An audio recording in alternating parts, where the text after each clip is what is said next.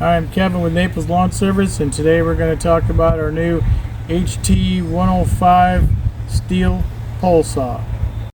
Okay, so we got this new pole saw. It's a Stihl HT105, and we had a HT101 for many years. Never had a problem with it at all until recently, and so we're trying to get that fixed. I'll have a video on that when it comes out, but in the meantime I got this new one, and they run about $700 or so. I have a Farm Boss, I have the electric saw, and I had the HT101, but if I had to pick just one saw, I'd pick this because you're going to get up to a 12-foot reach. You can cut things on the ground easily. It just doesn't seem to have a lot of problems with it. It just seems to run and run and run and run. So anyway, this gives you an automatic 6-foot reach if it's tucked in like it is now. And how you extend it, you just go righty tighty lefty loosey here. They've got a little diagram on here, and then if you undo this and suck this out, this comes out really easily. This is going to give you another 6 foot, so really you could work about 10 or 12 foot up the tree for a reach comfortably. And then you put it back in, you just put it back in there and lock it down. Just like that. Now, you're not supposed to be operating these on ladders or step ladders or anything like that. If you can't get a reach from the ground, you should be in a bucket or something like that. It's a one-person job, so don't have anybody else around you when you're cutting, so nobody else gets cut. But it's got the nice little chain here on this Roll-O-Matic bar. That's what they call it, Roll-O-Matic. And these bars will go every now and then. They got a little sprocket on the end here, and when that chain stops turning, that sprocket's probably fried. So you will need to replace the bar, but that doesn't happen too often. But the chain, you do need to replace the chain a lot more than the bar. But you can get these chains at your local Stihl dealer. But if you keep them oiled, they're going to last longer. This is your oil tank right here. So you're going to open that up, and you're going to put your oil in there. And every time you gas up with gas, you should be adding oil. If you're not running oil, you're going to end up burning up that chain a lot sooner. If the chain's getting bogged down and it's not running, you probably just need to pop this cap off. They give you a tool with this. You're going to pop that cap off and clean out any wood chips or leaves, anything in there. Make sure your little oil hole is unclogged, and put this cap back on. Another thing is, if sometimes this chain's going to heat up and it's going to stretch, that's how they're designed. So you're going to take a tool, put it in here. First you're going to crack this nut, then you're going to put your screwdriver in there and go one way or the other, and that's going to tighten up that chain. So what you would do, you just put that tool on there that they give you, you'd crack that nut, and then use the other end, which is flat, and just twist it till that chain stretches out and gets tight. You don't want it super tight or it's not going to go around there either. You want to have just a little bit of play in there, just like that. Now it also comes with this strap. You can have this strapped all over your shoulder or not, or you can just unclick it right there. But this is your strap to hang it over your shoulder.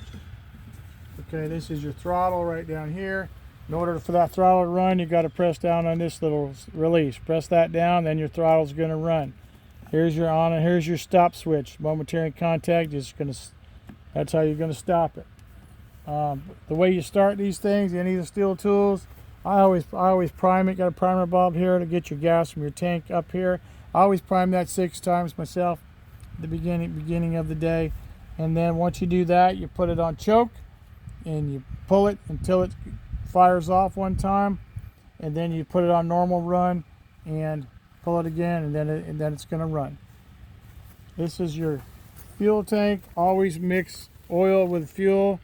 Do not put straight fuel in there. You'll fry that motor. You got to mix your oil with your gas in a can. They make little bottles of oil. You mix it to 1 gallon, and then you mix it up, and then you're going to put that in there. Here's your pull cord, and your muffler's right in here. You got a spark arrestor in here. If you loosen up that screw, and take it out. Take some needle nose. You'll pull out this little rectangle piece of metal. It's called spark arrestor. If that ever gets clogged with carbon, this thing's not gonna run right. So this is where you will get to the spark arrestor.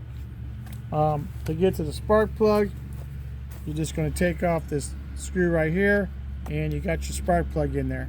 Okay, to get to your air filter, you're just going to take these screws off here, pop this off. Your air filter is going to be right in there. You always want to make sure your spark plug's nice and clean and no carbon buildup. You want to make sure your air filter is clean. If not, just replace those. It's not much money for a plug and an air filter. Probably $10 total, maybe. Okay, now I'll go over a piece of wood and I'll go ahead and cut a piece off for you, show you how well this thing works. All right, before you start it up, you want to lean it up on a piece of wood like this, or set it on a branch lean it up against a branch in the tree if the tree's not too tall. But anyway, this blade will go dull real quick if you think you're going to lay it on the ground and start it up in the sand or anywhere near the sand. You're going to kill that blade fast. And blades are not cheap, so always have it off the ground when you start it. Now I'm going to go ahead and cut a piece of this log here and show you how it does. Okay, now I'm going to start this thing up, and we're going to cut this wood. This wood I just measured, it's 4.5 inches thick.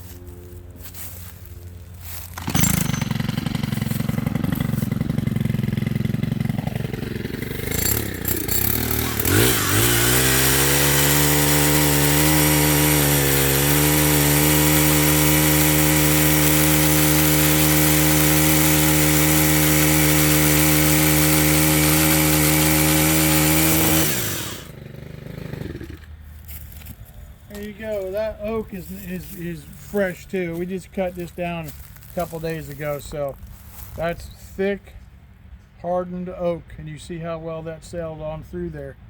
So it's very, very easy saw to operate, unless you start getting up in the trees holding it upright, and it's going to wear you out.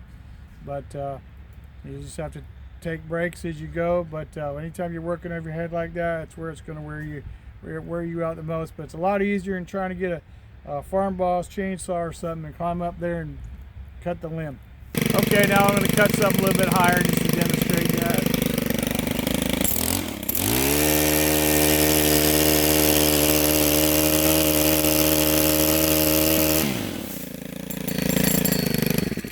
Now when you set it down, or let's say you just did a cut like that, you don't want to let it fall down like this and bop the ground, because you're going to end up bending that shaft.